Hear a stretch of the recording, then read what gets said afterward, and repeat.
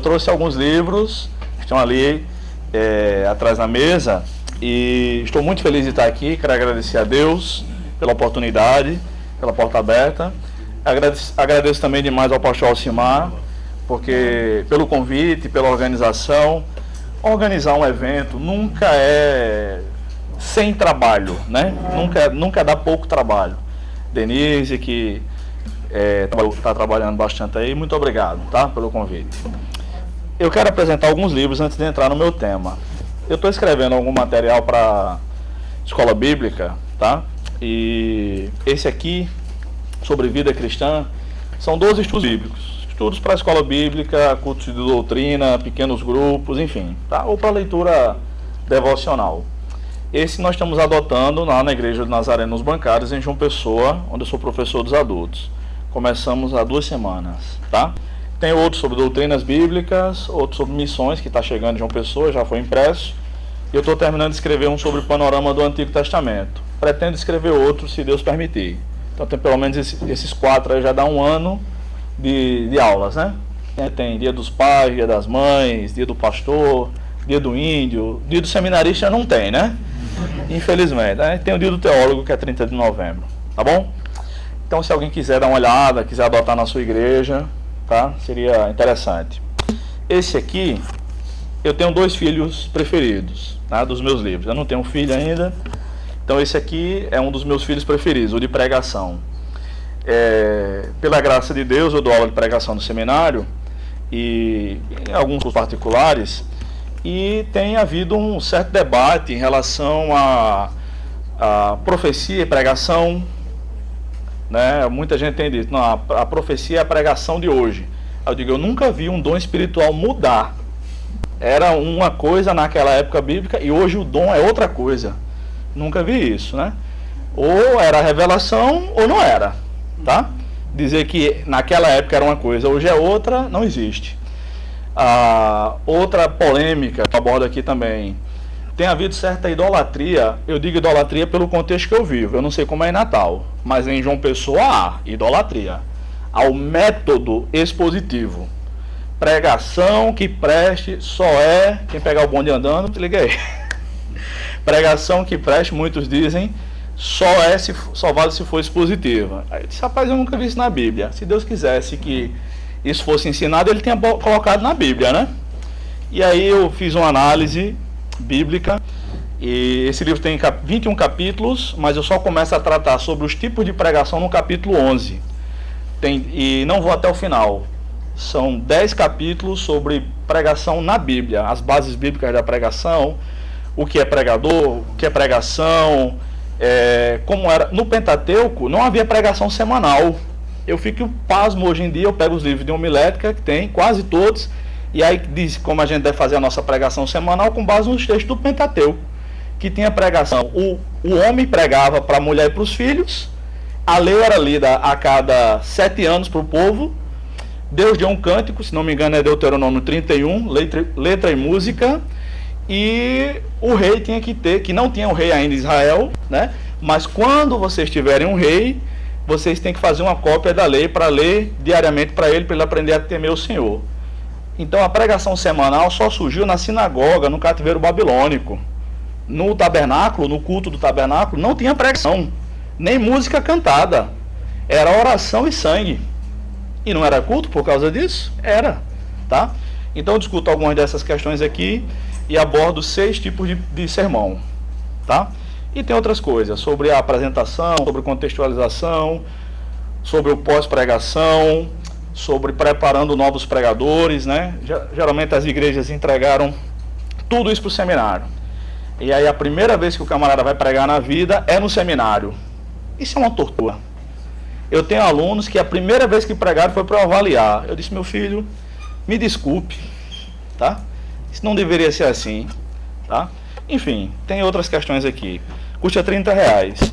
E eu vou abordar uma parte de um capítulo desse livro aqui, que é Os Dons Não Cessaram. Acho que tem uns 5 ou 6 ainda ali. E é o nosso tema hoje, tá bom? Depois os irmãos podem dar uma folheada lá, ou podem dar uma olhada aí. Muito bem, irmãos. Então,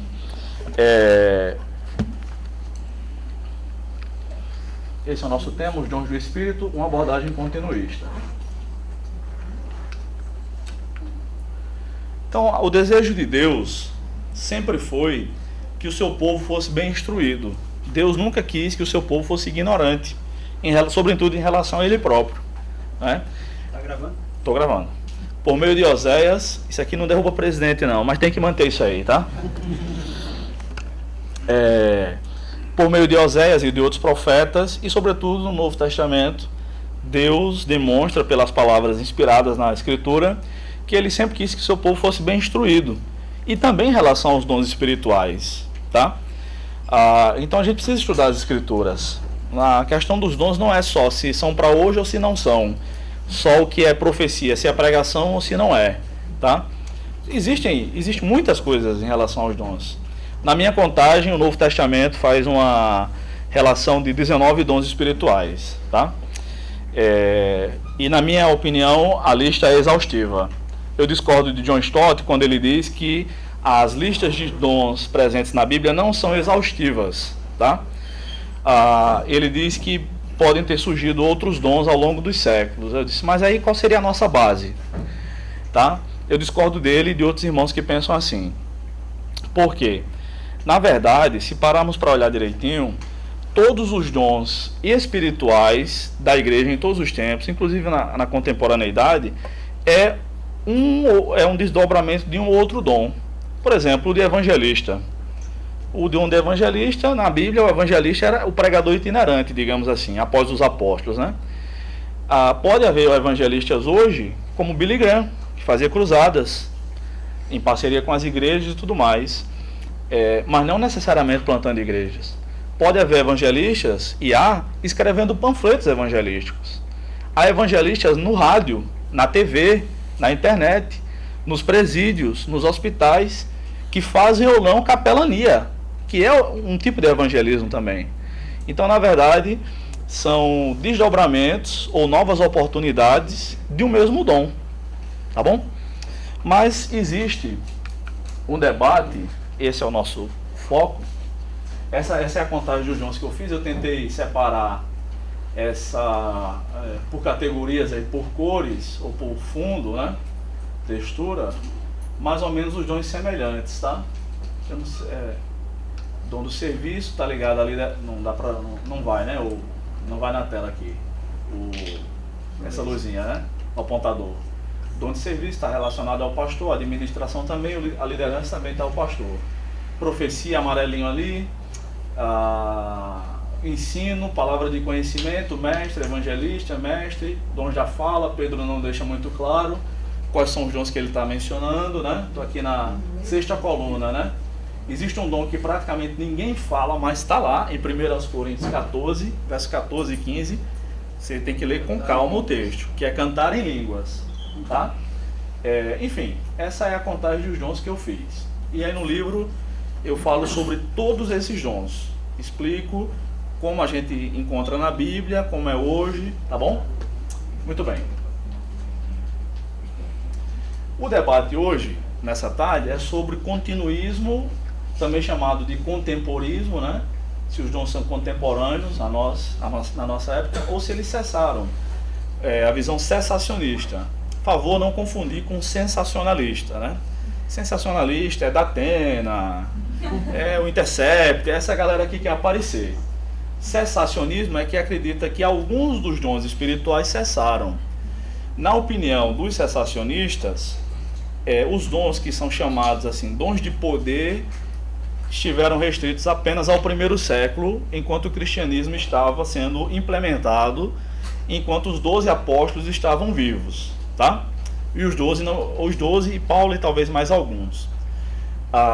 Então, esses dons de poder, que podem ser chamados por outros nomes, outras nomenclaturas, dependendo do teólogo, seriam dom de línguas, consequentemente interpretação, profecia, curas, milagres, fé nem tanto, mas talvez, aí depende do teórico, tá? Então, os cessacionistas acreditam que esses dons não estão mais em atuação hoje em dia, de maneira geral. Há uma variação aqui a acolá, tá? Mas eu não conheço nenhum cessacionista, dos que eu li, pelo menos, que diz que Deus não cura mais. Não. Eles dizem que Deus continua curando e operando milagres, mas não como dom, como resposta à oração. Tá bom? Então não é sábio dizer, e nem é honesto dizer, que os cessacionistas não acreditam em milagres nem em curas divinas. Não, isso não é verdade, tá? Isso é fake news. Eles acreditam, mas o que eles não acreditam é que Deus deu o dom para alguém. E aí eles dizem, fazem alegações até aberrantes, dizendo: você conhece alguém que tem o dom de curar? Então por que não vai lá no hospital e cura todo mundo? Porque nem Jesus fez isso. Em Marcos capítulo 6, Jesus foi a Nazaré e o texto bíblico diz, não fui eu que escrevi Marcos, tá? Que Jesus não pôde fazer nenhum milagre ali porque o povo não creu. Então tem milagres que Deus opera soberanamente, vou fazer e acabou-se. Marcos 6, 5 e 6. Tem milagres que Deus opera em consonância com a fé de alguém, tem milagres que Deus opera como resposta de oração, enfim, tá bom? Então esse tipo de atuação nunca existiu nem na Bíblia, por isso que não vai existir hoje também.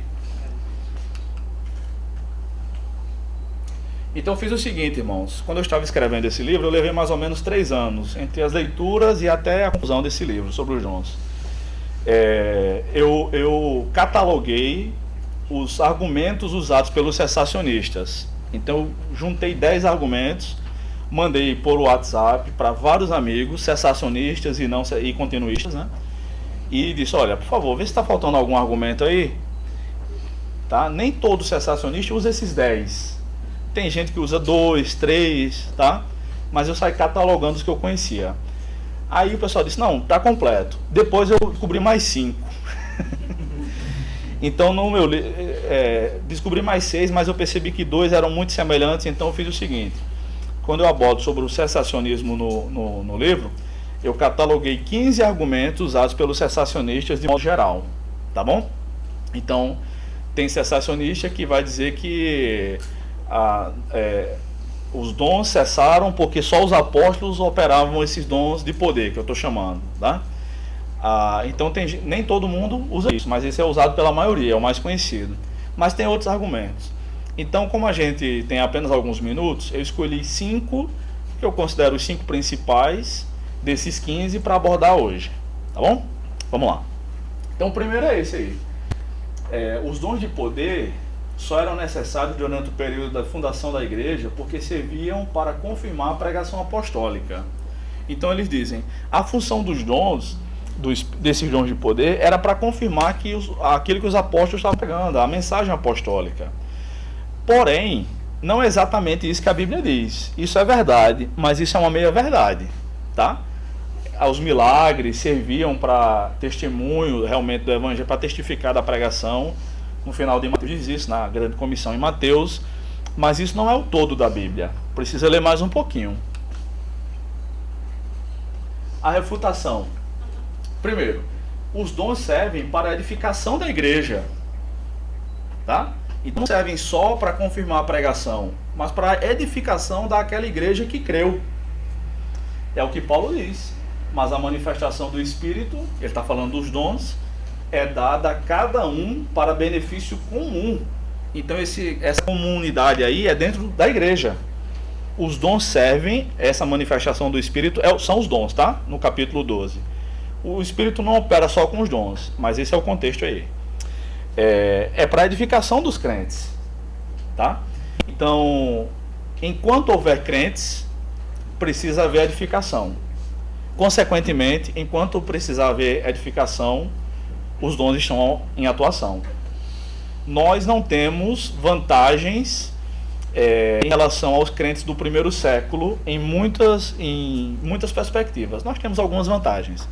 Uma delas é que a Bíblia nós temos completa. Mas nós nunca conhecemos um apóstolo. De verdade não, tá? Apóstolo bom e apóstolo morto. Todos no primeiro século. Apóstolo bom morreram, todos os verdadeiros morreram no primeiro século. Há teóricos que discordam disso. Por exemplo, Kinner concorda que há apóstolos hoje. Dr. Shedd acreditava que há apóstolo. E existem bons teólogos que concordam que existem apóstolos hoje, mas não são esses que estão na TV não, tá? Seria como Ronaldo Lidório e tal, mas eu discordo disso. Bem, outra passagem que aponta para isso é a de Efésios 4. E ele designou-os como apóstolos, outros como profetas, outros como evangelistas e ainda outros como pastores e mestres, tendo em vista o aperfeiçoamento dos santos para a obra do ministério e para a edificação do corpo de Cristo. Ah, não foi só para fundar a igreja, não? Não. Uma vez a igreja plantada, digamos assim, precisa crescer. Nós precisamos disso também. E esses dons que são chamados geralmente de dons ministeriais, né? Apóstolo, profeta, evangelista, pastor e mestre, pastor pode ser o mestre aí também, a liderança da igreja serve não para capacitar os futuros líderes, não é o que o texto está dizendo, serve para isso também, mas todos os crentes, todos os santos, para o aperfeiçoamento dos santos e não da liderança dos santos. Então às vezes a gente pensa, né, que os pastores têm que liderar apenas os futuros pastores, né, os líderes de departamento. Não, tem que pastorear todo mundo. Como é que tem acontecido? Tá no outro slide, não é de hoje não, é de amanhã. Mas como é que tem acontecido? Muitas vezes a igreja está no campo de futebol, está lá jogando. E aí a liderança da igreja está lá. E a membresia está na arquibancada. Vai lá, pastor, cruza pro ecônomo, né? Os nazarenos chamam ecônomos, né? Cruza pro ecônomo fazer o gol. O mordomo está esperando ali, se não rebota, a bola pode ser dele. E às vezes a membresia fica sem fazer nada, só botando defeito. Eu não perderia aquele gol. Eu não erraria esse passe. Será que eu não erraria? A visão paulina é da liderança capacitar todos os crentes para todos trabalharem. E o ideal seria que a liderança não estivesse no campo, mas no banco de reservas, como os times de futebol nossos contemporâneos. O treinador, o auxiliar, né? O massagista, o médico, enfim, o roupeiro, tudo isso. Pensando, quem seria o melhor para aquela posição lá no ataque? Para ali é Amadeu. Amadeu tem aquele jeito para coisa ali, tá? Quem vai defender a fé cristã dos ataques que tem sofrido aí, que surgiu uma seita aqui em Natal e estão dizendo isso, todos os crentes são assim. Chama o professor Amadeu. Quem vai lá na cidade satélite, quem é a pessoa ideal? Vai botar Alex lá. Acertei? Pronto. Tá? Quem seria bom na zaga? É uma metáfora, né? Seria bom Denise. Denise vai resolver tudo lá. Se ela não resolver, não tem quem resolva no mundo. E dessa vez não é metáfora não. Se ela não resolver, meu amigo, só Jesus, viu? Vocês sabem como é mulher, né? E vocês sabem como é Denise. Bem, então o primeiro argumento foi esse. O segundo, dos cessacionistas. Apenas os apóstolos de Jesus Cristo podiam operar com os dons de poder. Falar em línguas, interpretar, profetizar, curar, fazer milagres e tudo mais. E uma vez que não é mais possível encontrar um verdadeiro apóstolo, também não é mais possível que estes dons estejam em atuação na igreja. Tá? Então eles dizem, esses dons, pronto, tem um livrinho, eu acho que é alguma coisa do Fé Cristã e Misticismo, da Cultura Cristã. Conhecem esse livro? São 4 teólogos presbiterianos.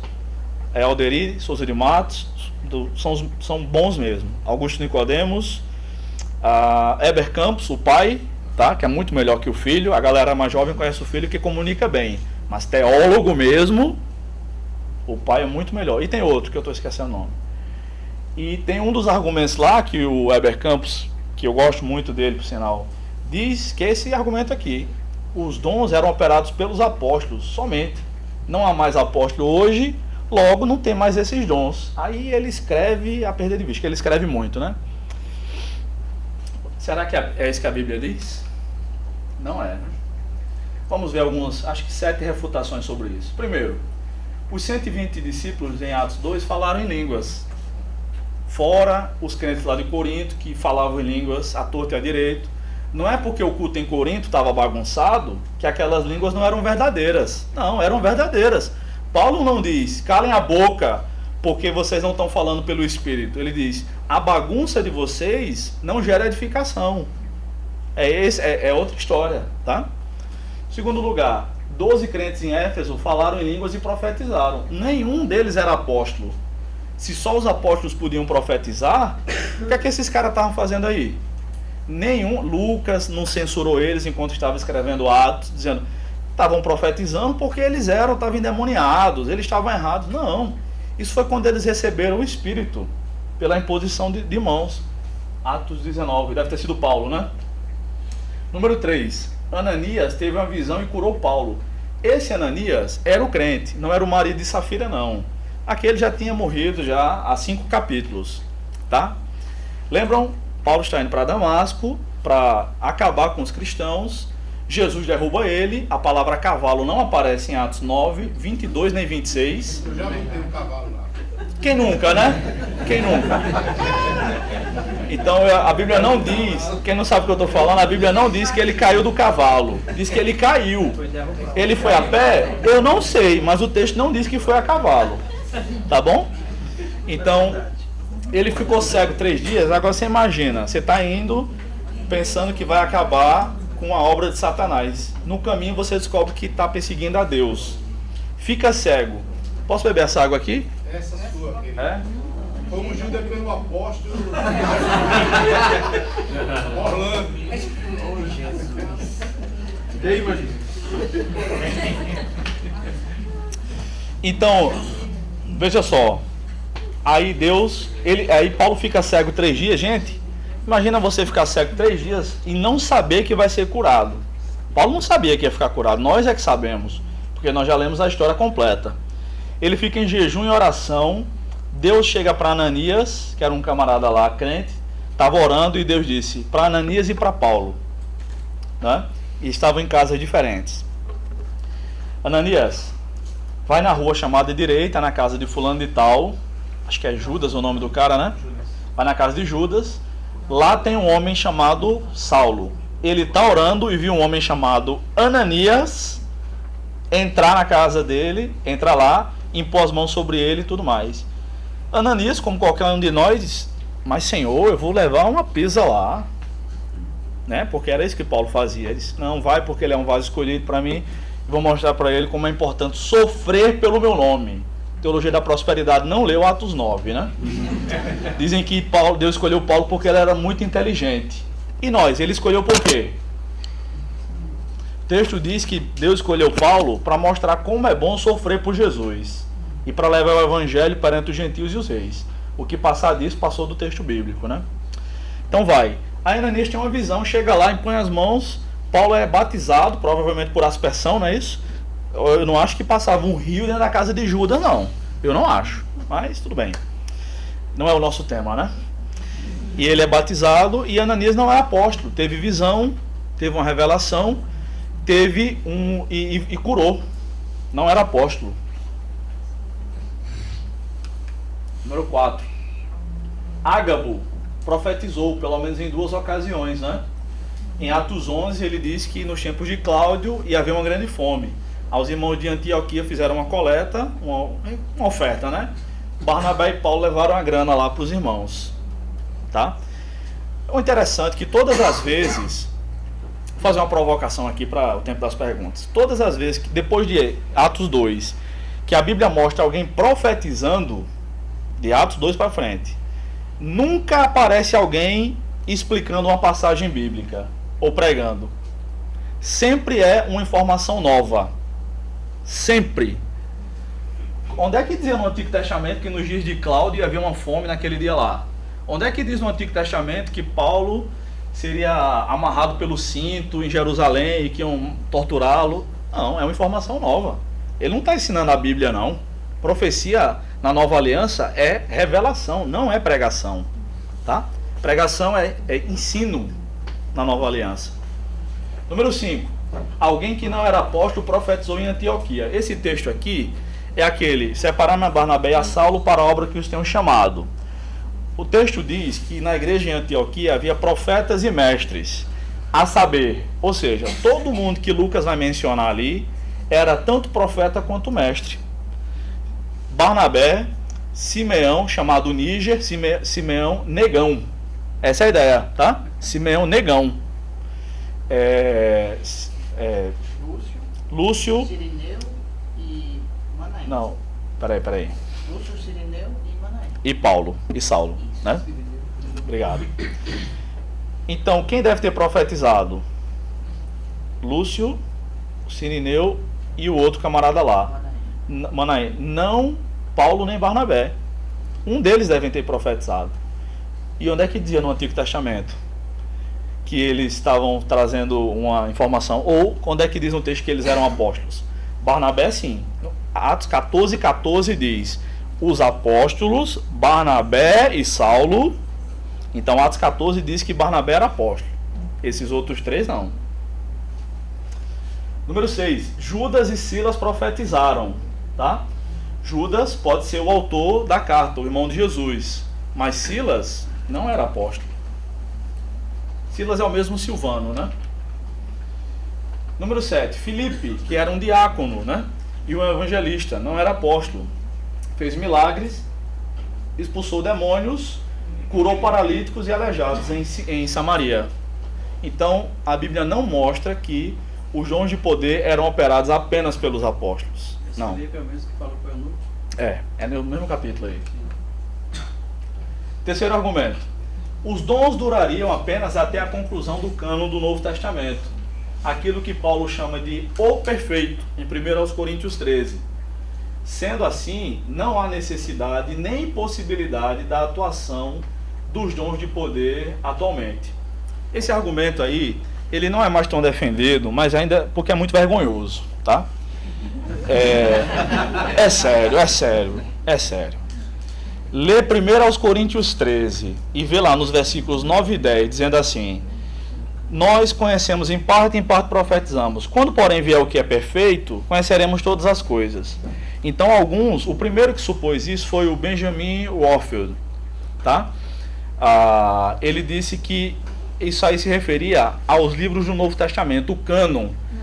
E aí, quando Paulo, que nem viu o cânon ser fechado, Paulo deve ter morrido no ano 68, as cartas de Pedro, as cartas de João, o Evangelho de João, o Apocalipse, a carta de Judas, e Hebreus talvez, né, não tinham sido escritos quando Paulo morreu.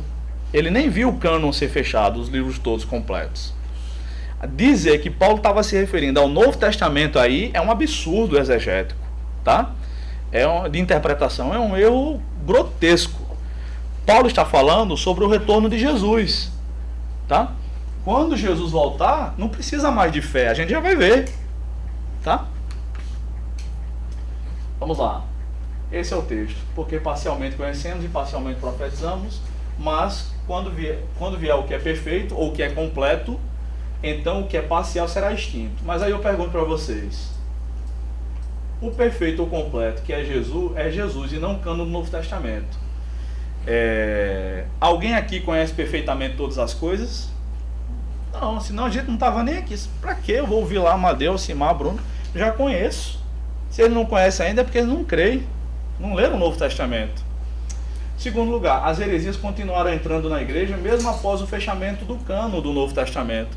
Ou se entraram.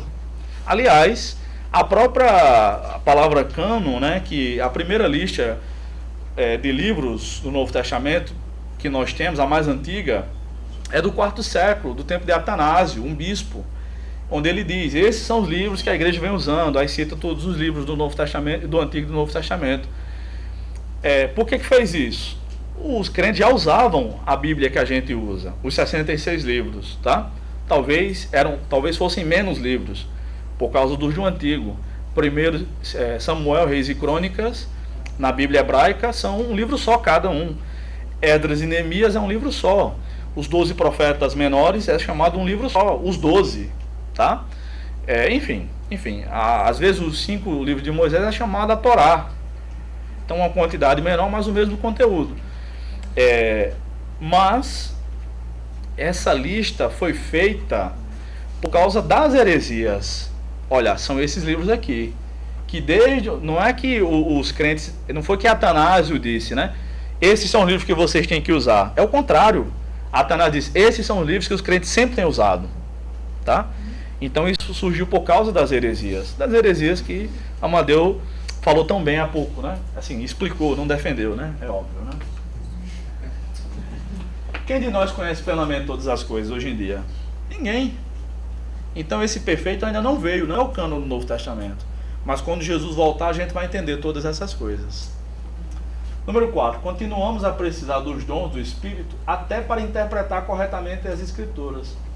Tá, botei o adequadamente aí, tá. Esqueci o adequadamente, tá? Tá redundante aí, né? Veja só. Por isso que Deus deu mestres à igreja. Porque tem passagens bíblicas que são mais difíceis. A maior parte da Bíblia é de facílima compreensão. Em tudo dá graças. Como assim? Deus quer que eu agradeça por tudo? Exatamente. Qual a dificuldade de compreender isso? A dificuldade nossa não é em compreender as Escrituras, mas em obedecer. Quem de nós consegue dar graças a Deus por tudo? Quando passar de provação, né, tem a grande alegria. Tem de grande alegria. Quando todo mundo mentindo, disser todo mal contra vós, do Sermão do Monte. Senhor, muito obrigado. Estão inventando o mesmo mundo de mentira. Quem é que consegue, né? Só pela graça de Deus, às vezes a gente consegue. Tá bom? Então, esse argumento é completamente falho. Os dons não cessaram.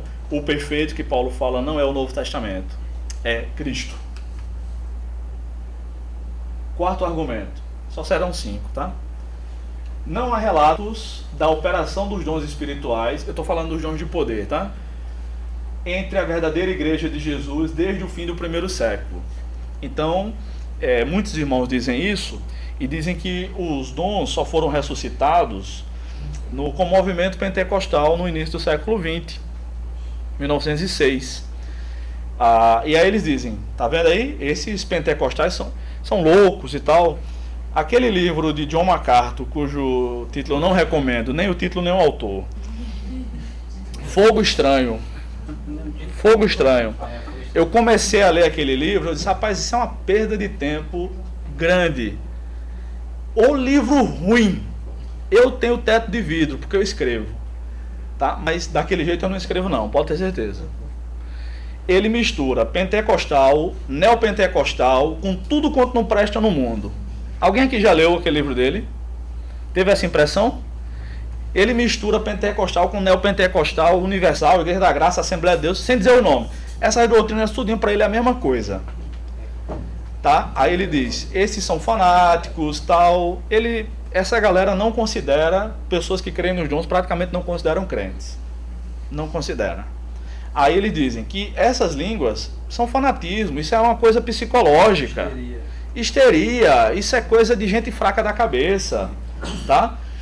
Só que, meus irmãos, nós, carismáticos, nós que acreditamos nos dons, somos em torno de 80% dos cristãos protestantes do mundo. E por que essa galera faz tanto barulho, tem tanta voz? Porque eles têm organização e grana. O pastor Osmar estava falando na palestra dele sobre esse tipo de coisa. São organizados e passam a ideia de que um crente inteligente só pode ser um crente calvinista. Quantas vezes eu já não vi esse tipo de piada? E eu não gosto. Eu sou o cara gaiato, gosto de brincar. Aqui fala gaiato, hein? Gaiato, brincalhão, eu gosto, tal. Agora, não brinque com a minha fé. Minha fé não é brincadeira. Eu também não gosto quando as pessoas começam a imitar outras falando em línguas, no nosso meio. Tá brincando com a sua fé, irmão? Acha que aquilo é palhaçada? Acha que aquilo, uma operação do Espírito Santo, é para brincar?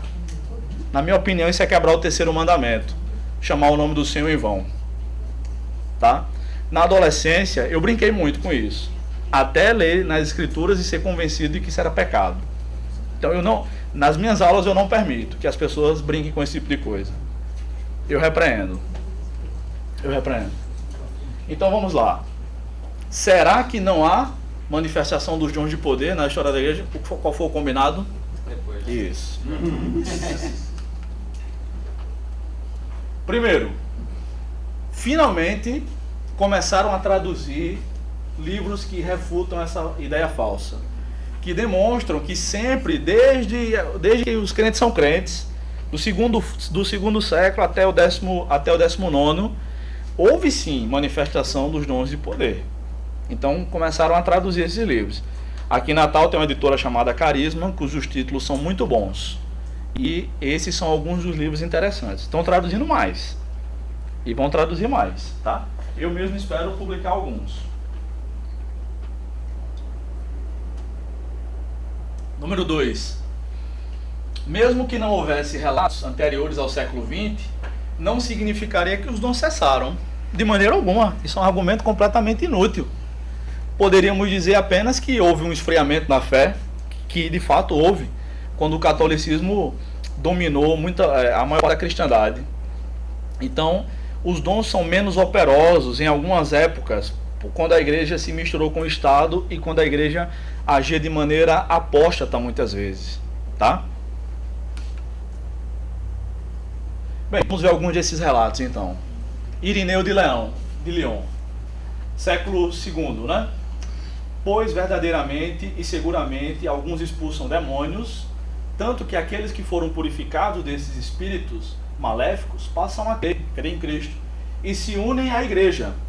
Outros têm visões do que acontecerá no futuro. Opa, século II, hein? Eles se veem e proferem expressões proféticas. Profecia para eles era isso. Outros, mais ainda, curam os doentes por imposição de mãos. E eles ficam completamente curados. Sim, além disso, como eu já falei, os mortos têm sido até mesmo ressuscitados, século II, e permanecem entre nós por muitos anos. E o que devo dizer? É impossível enumerar os dons que a igreja tem recebido em todo o mundo no nome de Jesus Cristo.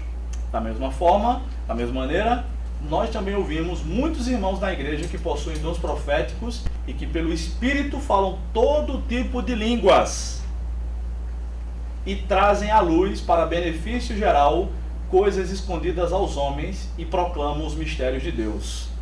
Século II, não século XX. Não é Los Angeles, tá? Não é movimento pentecostal. Vamos mais. Tertuliano criou aproximadamente... Tertuliano foi quem criou o termo trindade, por exemplo. Mais ou menos 500 palavras teológicas ele criou, que nós usamos ainda hoje, tá? Século II e III. Marcião era um herege, tá? Aí ele está falando sobre Marcião. Presta atenção. Que Marcião ou Marcion exiba então alguns profetas como esses, que não falam pelo juízo humano, mas com o Espírito de Deus, prevendo também fatos futuros e manifestando os segredos do coração. Que ele produza um salmo, uma visão, uma oração, que isso provenha somente do Espírito num êxtase, abruptamente, ou algum momento em que lhe tenha ocorrido uma interpretação de línguas. Pois do meu lado, está falando, nos hereges tem isso? Do meu lado, esses sinais aparecem sem qualquer dificuldade. Então, nem tudo que reluz é ouro, tá? Curas e milagres existem em todas as religiões. Lá em Aparecida do Norte, no satanismo, na Umbanda, nas procissões de padroeiras, existem curas, tá bom? O faraó fez, os magos do faraó, na Babilônia também, nos tempos de Daniel. Não quer dizer que se tem milagre é de Deus, mas Deus também realiza. Século II e III. O Espírito Santo também concedeu a Bento de Núzia, século V e VI, né? Dons de revelação e profecia.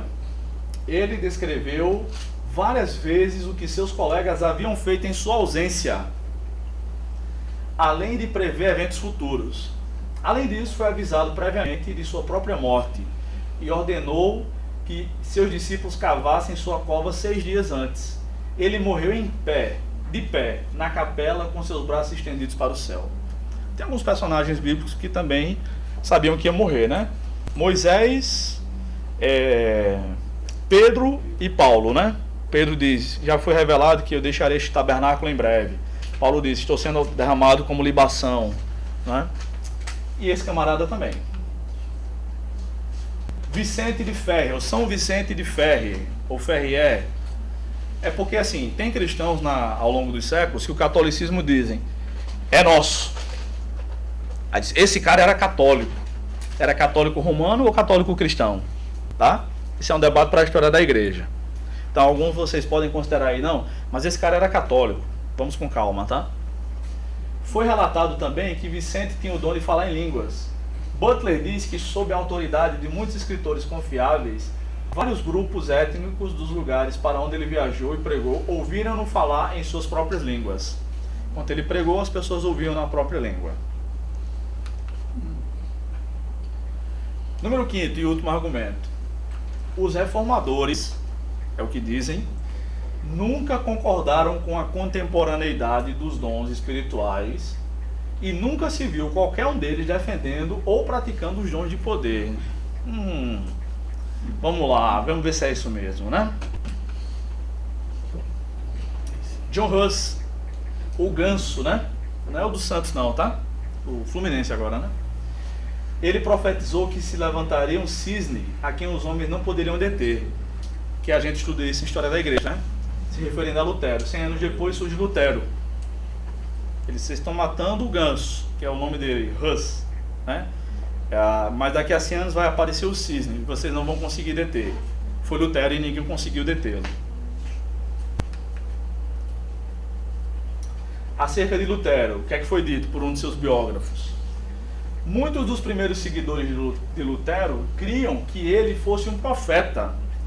Um dos seus principais biógrafos, Johann Matthäus, acho que é assim, menciona várias profecias ditas por Lutero que foram cumpridas. Matthäus aponta, com muitas profecias corretas, ele confirmou sua doutrina.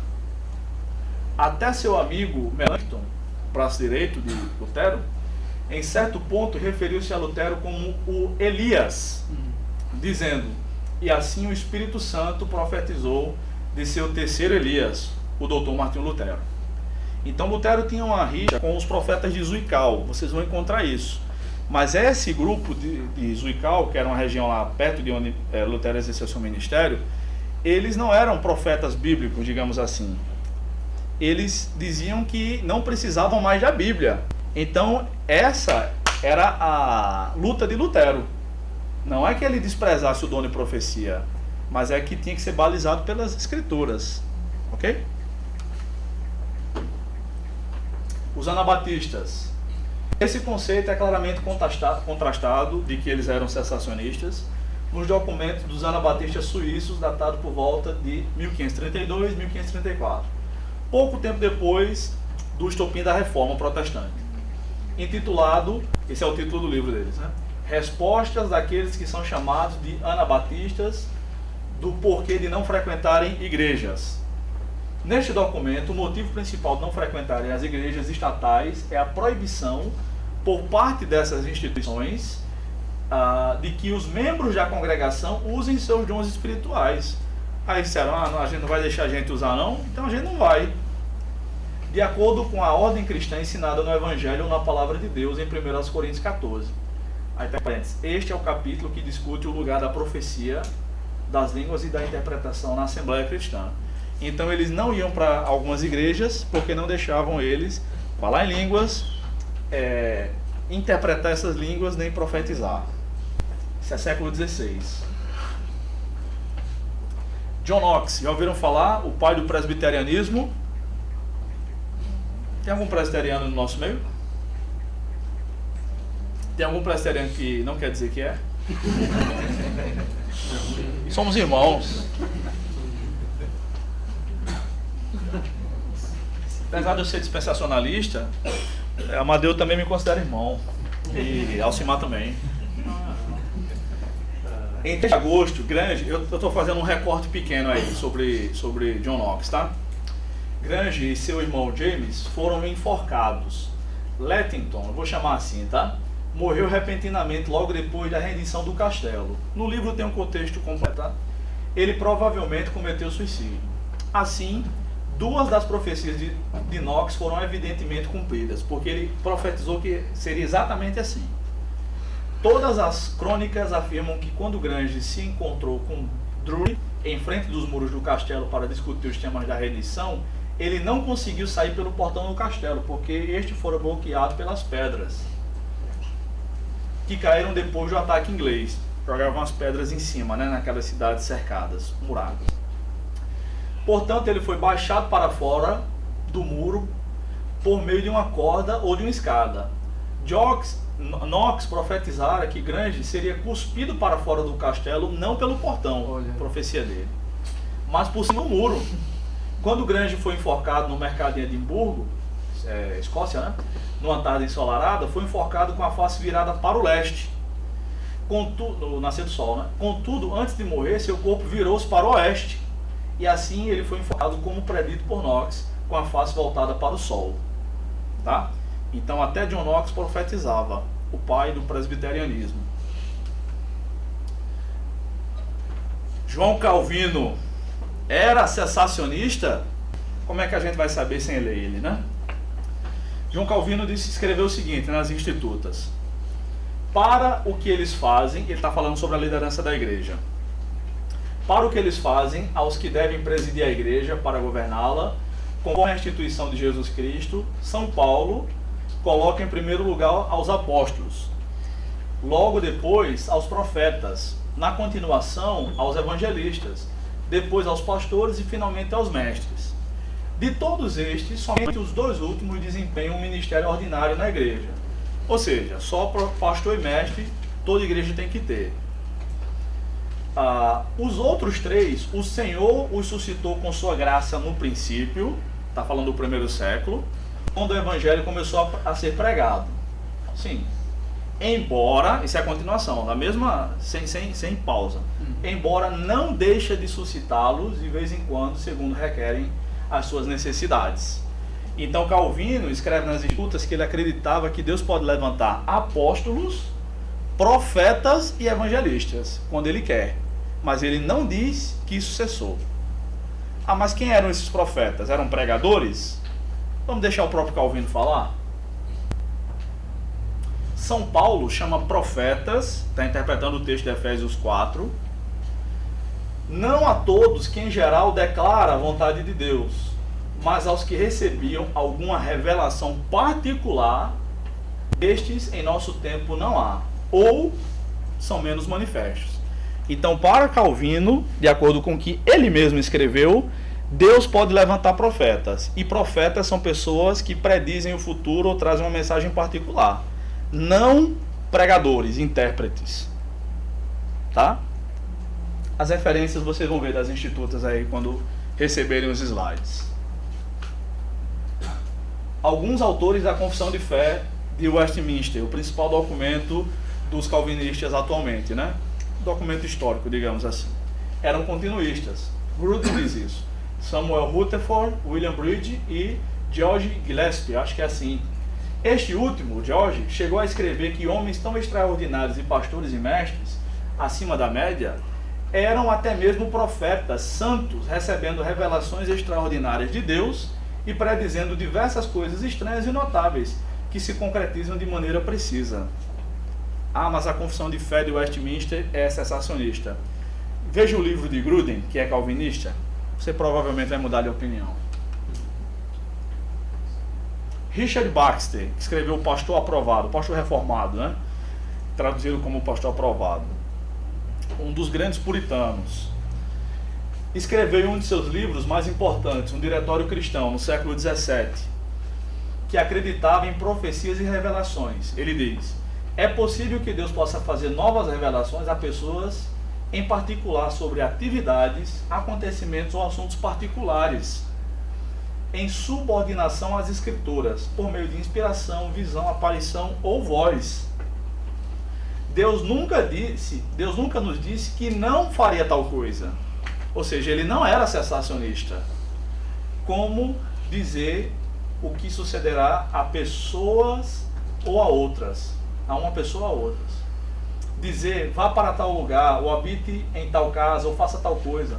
Contanto que não seja contrário às Escrituras, nem esteja no mesmo nível de ordenação. Ou seja, a profecia na Nova Aliança, ela é inferior à revelação, à Bíblia. Mas somente uma determinação subordinada de algum caso indeterminado ou circunstâncias de uma ação. Então, ao longo da história da igreja, mesmo entre os calvinistas, houve manifestação dos dons, de poder. Eles criam e praticavam. Estou terminando, tá?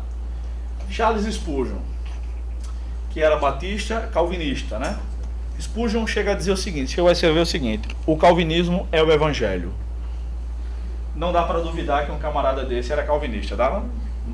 Só dá para duvidar que ele estava certo, né? Não estava, né? Eu nunca vi um autor arminiano escrever o arminianismo é o evangelho. Mas o que eu já vi de autores calvinistas escreverem isso não está no gibi. Naquele livro de Dave Hunt, eu só lembro do subtítulo, ó. Que amor é este? Obrigado. A falsa representação de Deus no calvinismo. Título forte.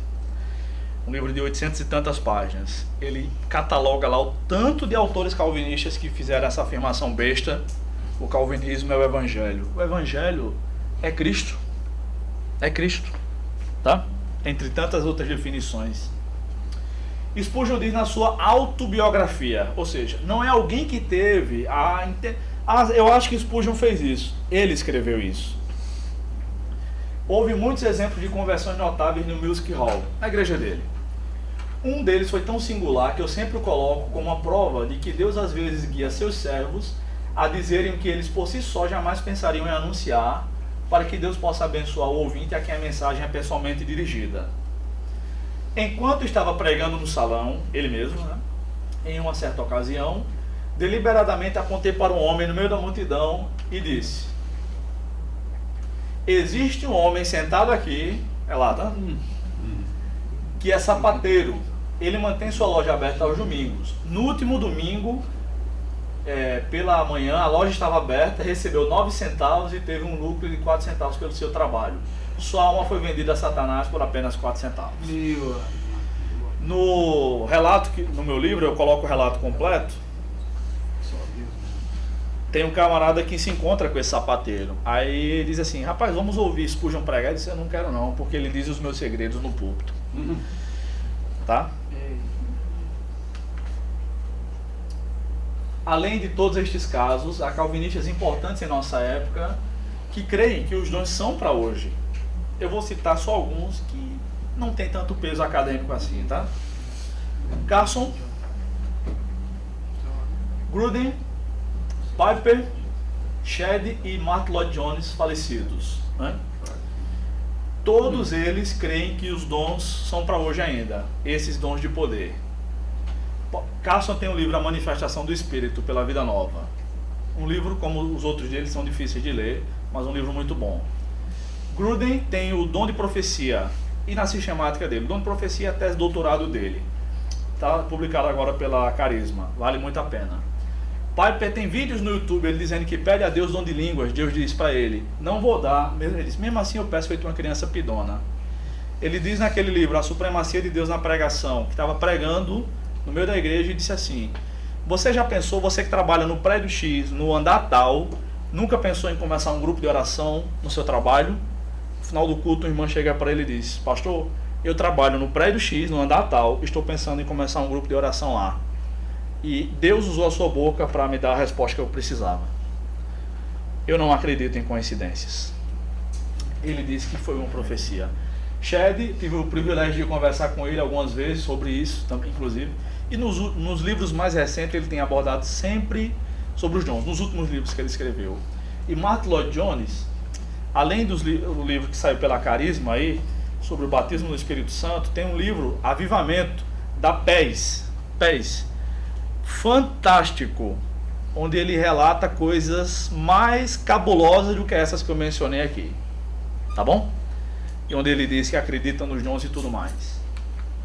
Muito bem, concluindo, não há nenhum argumento bíblico, teológico ou mesmo histórico que comprove que os dons do Espírito Santo cessaram. Nós vamos dizer que esse povo está tudo doido, esse povo é tudo um bando de fanáticos, todo mundo, 80% dos crentes. O nome desse pecado é arrogância. Conheçamos melhor a palavra de Deus e busquemos adequadamente os dons do Espírito Santo. Que Deus nos abençoe.